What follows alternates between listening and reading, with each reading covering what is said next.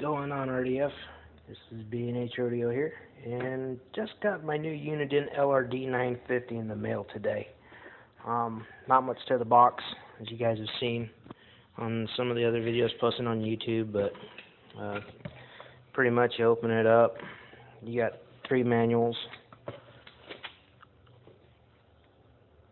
English, Spanish, and a Frenchy one. Comes in a nice hard case. It says Uniden Protector. You guys can see it's a nice hard case, almost like the Valentine 1 case, but a little bit bigger. Pardon me, I'm doing this on my phone. Inside you'd get the radar detector itself, extra power, the power cord. This one came with 2 suction cup mounts, extra suction cups, Velcro fasteners, and an extra fuse for the power cord. Took this out today, ran about a 100-mile loop around the Phoenix metro area, and overall impressions of the unit were not stellar at best. This is a size comparison with the V1. This one says Uniden Protector, and this is my Valentine one I have on a blend mount with ESP. Comparable, it's about as big, if not as big, as the V1 if you put the lenses level. It's actually the same size as a V1, if even just a little bit wider at the front faceplate for size comparison. I downloaded the software for this from Uniden's website, the database manager and a firmware update manager, and found some errors on that, but I'll get into that later. But this is the unit, Uniden Protector. The sides, you can see the audio jack. Uses a RJ11 connection, just like the V1.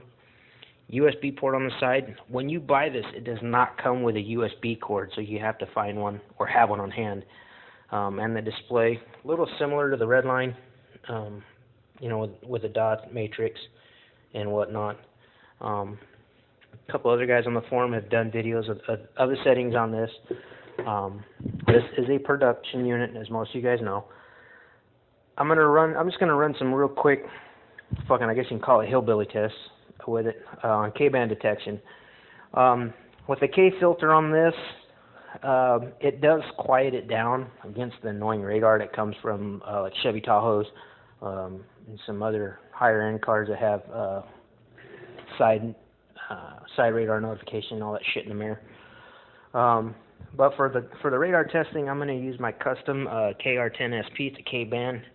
The frequency on that one is 24.150 gigahertz, give or take a few.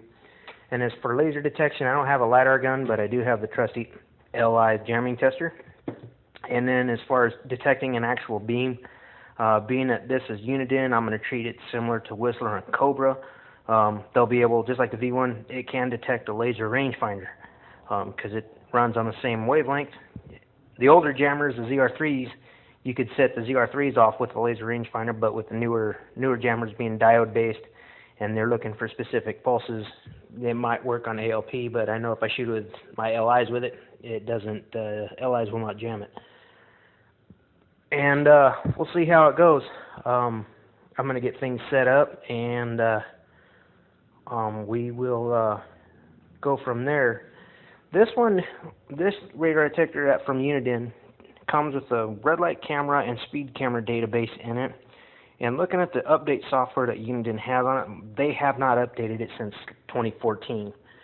So as far as camera database goes for accuracy, it uses a radial approach, meaning a radius.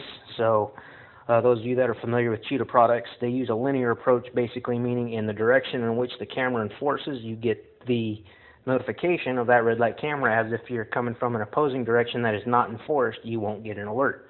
This one uses the same thing that Escort uses. As far as approach, it uses a radial approach. Whenever you approach an intersection, it doesn't matter from which direction. However, the accuracy of the database has yet to be known. I ran into a few things today to where the detector would talk about old speed cameras that were here in the Phoenix metro area that were stuck on I-10 and I-17. Those cameras were taken down 2 years ago. If that tells you anything, their database, it's probably not as accurate as the Defender database or whatever the hell the other one is. But I'm going to try some tests here with the K-band radar, and then I'm going to hit it with the LI jamming tester, the little shooter, the one that gives you all the different LiDAR guns, and then I'm going to hit it again with a Nikon ProStaff laser rangefinder. ProStaff, this is a 3, it goes out to 600 yards. So I will get everything set up and have another video in a minute.